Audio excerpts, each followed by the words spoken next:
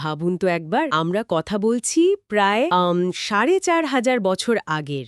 অনেক পুরনো। ভারতীয় উপমহাদেশে এমন একটা সভ্যতা ছিল যেটা মিশর আর মেসোপটেমিয়াকে যদি একসাথেও করা হয় তার চেয়েও বড়। আয়তনে বিশাল ছিল একদম। তাদের শহরগুলোতে ছিল আজকের দিনের মতো পরিকল্পিত রাস্তা, এমনকি ভূগর্ভস্থ ড্রেনেজ ব্যবস্থা। ভাবা যায়? অথচ এত উন্নত একটা সভ্যতা একদিন পুরোপুরি হারিয়ে গেল। আর সবচেয়ে বড় রহস্যটা কি জানেন? তারা তাদের কথা লিখে রেখে গেলেও সেই লেখা আমরা আজও পড়তে পারিনি। ঠিক। আজ আমরা সিন্ধু বা হরপ্পা সভ্যতার সেই হারিয়ে যাওয়া জগতে ডুব দেব। আমাদের এই অনুসন্ধানের লক্ষ্য হলো তাদের রেখে যাওয়া সূত্রগুলো এক এক করে বিশ্লেষণ করে বোঝা কারা ছিল এই মানুষগুলো আর কেনই বা তারা হারিয়ে গেল। ঠিক তাই। এটা অনেকটা একটা বিশাল জিগসা পাজলের মতো। আমাদের কাছে হাজারো টুকরো আছে, ধরুন তাদের শহর, তাদের সিলমোহর, তাদের মূর্তি, কিন্তু আসল টুকরোগুলোই নেই। একদম সবচেয়ে গুরুত্বপূর্ণ টুকরোগুলো, তাদের ভাষা আর তাদের নিজেদের লেখা ইতিহাস, সেটাই তো নেই। তাই প্রত্নতত্ত্ববিদরা অনেকটা গোয়েন্দার মতো কাজ করেন। প্রতিটি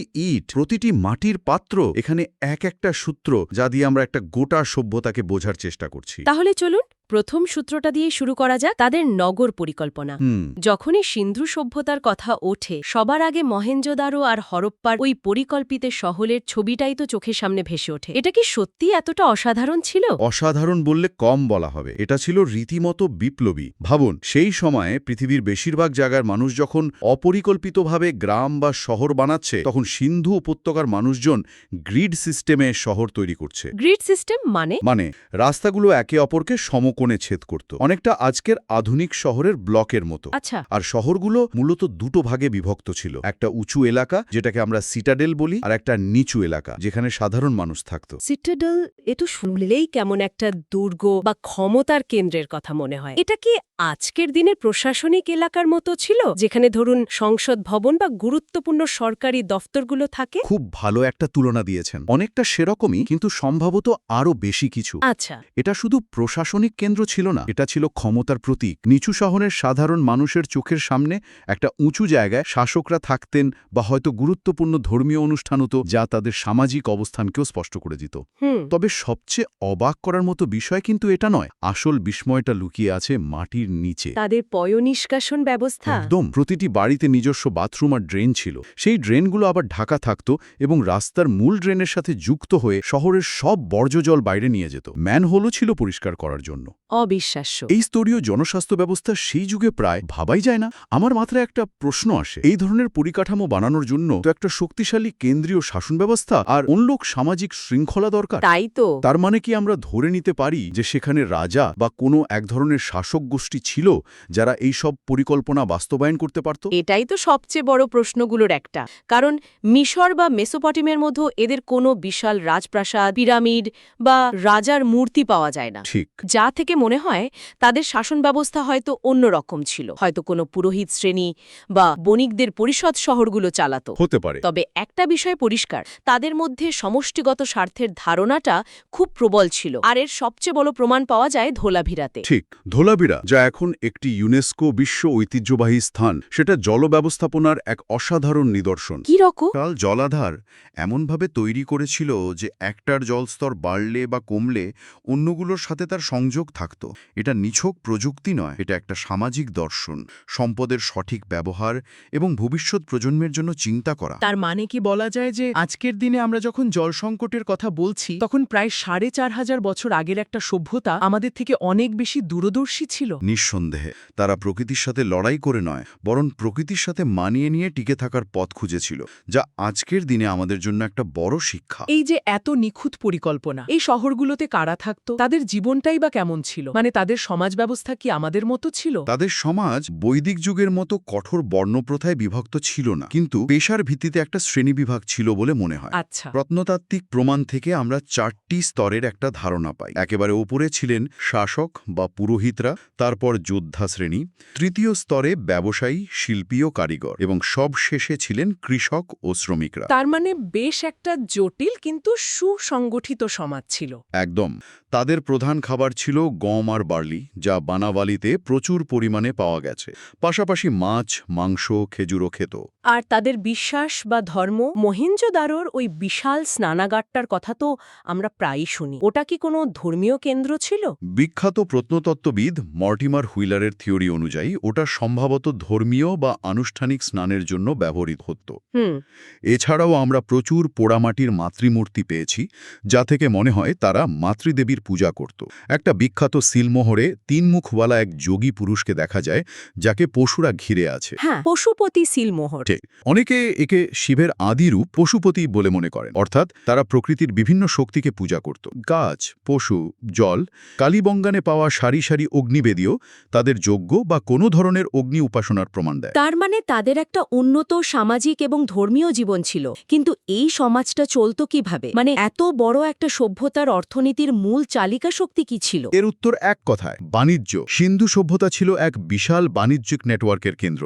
তারা শুধু নিজেদের মধ্যেই ব্যবসা করত না, তাদের বাণিজ্য পৌঁছে গিয়েছিল বহুদূর, এমনকি মেসোপটেমিয়া পর্যন্ত। নদী পথে নৌকাই ছিল তাদের প্রধান বাহন। লোথালের কথা নিশ্চয়ই এখানে আসবে, গুজরাটের সেই বিখ্যাত প্রাচীন বন্দর। অবশ্যই, লোথাল ছিল তখনকার বিশ্বের অন্যতম ব্যস্ত বন্দর, আজকের মুম্বাই বা সিঙ্গাপুরের মতো। তাই নাকি? হ্যাঁ, সেখানে একটা বিশাল ডকইয়ার্ড বা পোতাশ্রয় পাওয়া গেছে।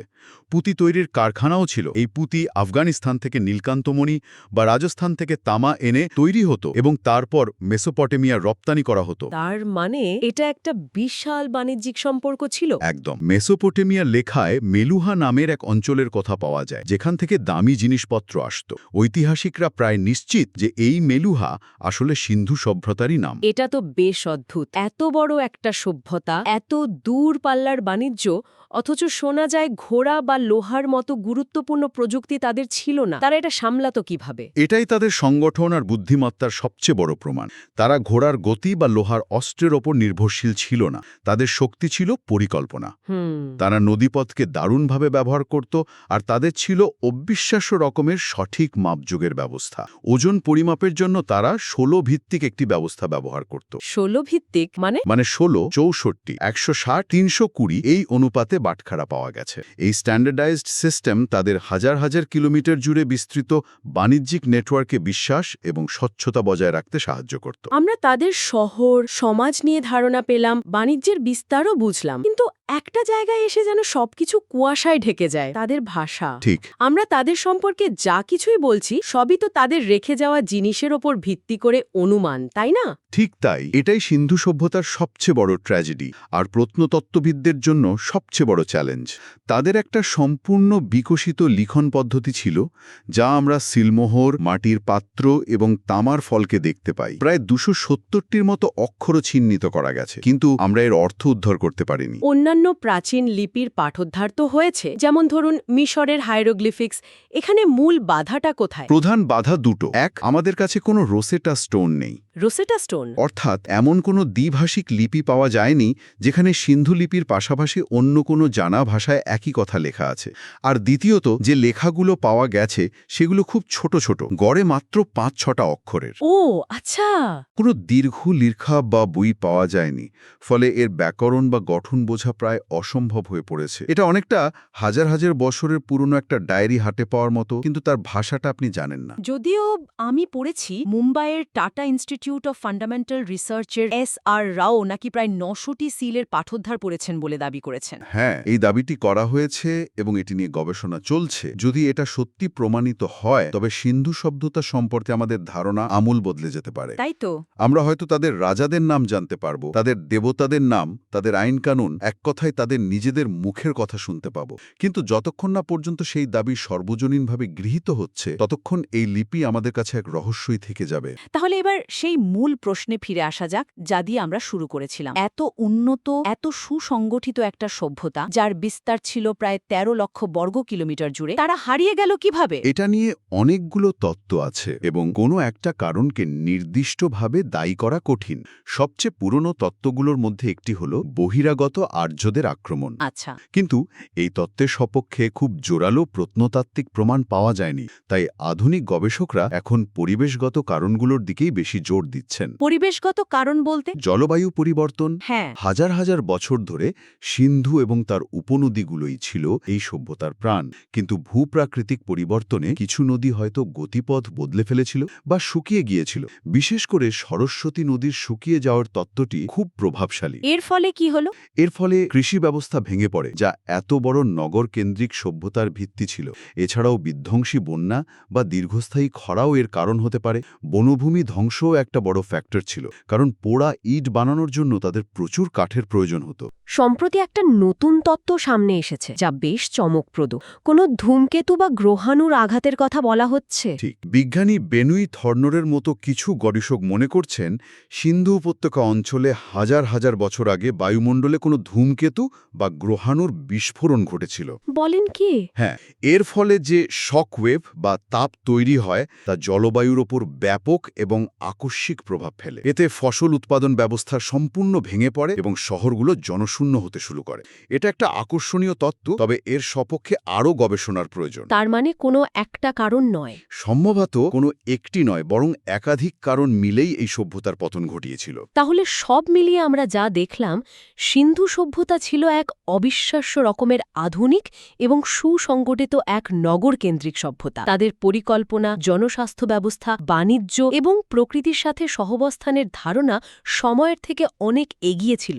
কিন্তু প্রকৃতির কাছেই হয়তো তাদের হার মানতে হয়েছিল। আর তাদের রেখে যাওয়া সবচেয়ে বড় রহস্য তাদের লিপি আজও অমীমাংসিত। এটা অনেকটা একটা অসাধারণ নির্বাক চলচ্চিত্র দেখার মতো। আমরা তাদের বিশাল কীর্তি দেখতে পাচ্ছি, তাদের তৈরি করা শহর, তাদের শিল্পকর্ম, কিন্তু আমরা তাদের কণ্ঠস্বর শুনতে পাচ্ছি না। বাহ, খুব সুন্দর করে বলেছেন। যদি কোনোদিন এই লিপির পাঠোদ্ধার সম্ভব হয়, সেদিন হয়তো এক নতুন ইতিহাস আমাদের সামনে উন্মোচিত হবে। আর এই ভাবনাটা দিয়েই আজকের আলোচনা শেষ করা যাক। শ্রোতাদের জন্য একটা প্রশ্ন রেখে যাচ্ছি। যদি একটি সভ্যতার লিখিত ভাষা চিরতরে হারিয়ে যায়, তাহলে কি আমরা কখনো তাদের আসল পরিচয়, তাদের ভাবনা, তাদের দর্শনকে সম্পূর্ণরূপে জানতে পারব? নাকি তাদের রেখে যাওয়ার ইট পাথরের গল্পই তাদের একমাত্র সত্যি হয়ে থাকবে, আর আসল ইতিহাসটা চিরকালের জন্য আমাদের কাছে অধরাই থেকে যাবে?